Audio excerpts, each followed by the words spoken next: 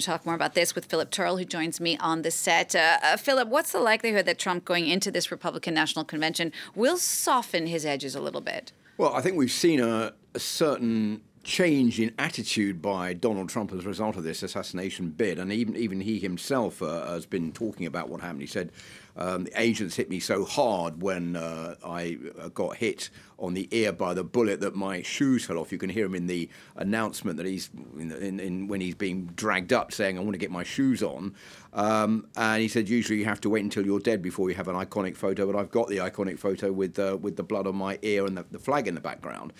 And as for the speech that he's due to make at the Republican convention, he has said that it was going to be, and I quote, the most incredible speech. I've actually thrown it away, but it would have been a real humdinger, to quote Donald Trump, which means that he's now going to rewrite that speech to be in a completely different light, because he said earlier it's very important at this moment than ever that we stand united. So we see a real shift in the position of Donald Trump. Remains to be seen exactly what he will say when he makes that acceptance speech, which is due to be given on Thursday.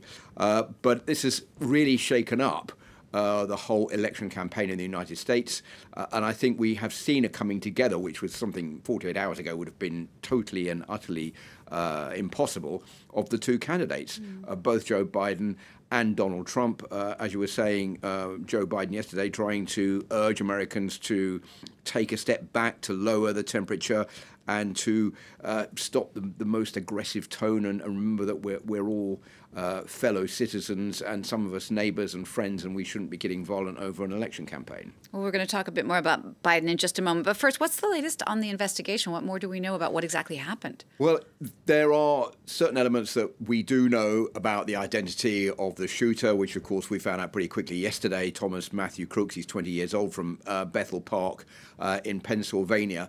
What the authorities don't know for the moment is what his motivations were.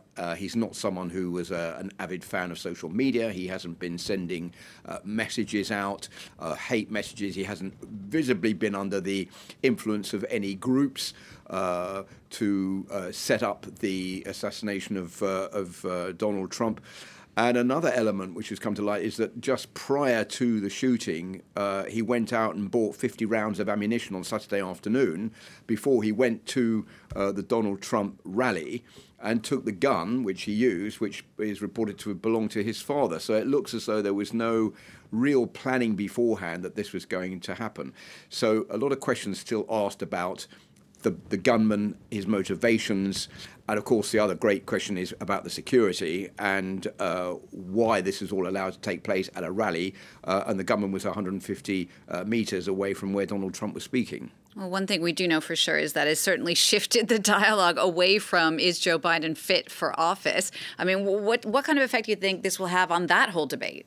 Well, the Biden campaign has sort of come to a standstill for a few days, and he was due to go to Austin in Texas today. That trip has been cancelled. He is due to go to Nevada later on to meet voters there, blacks and African Americans and Asians.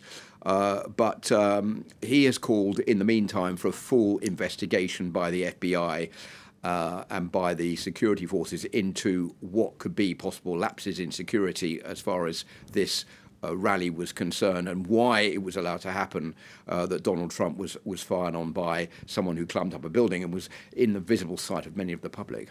All right, Philip, thank you for that. France 24's Philip Turle.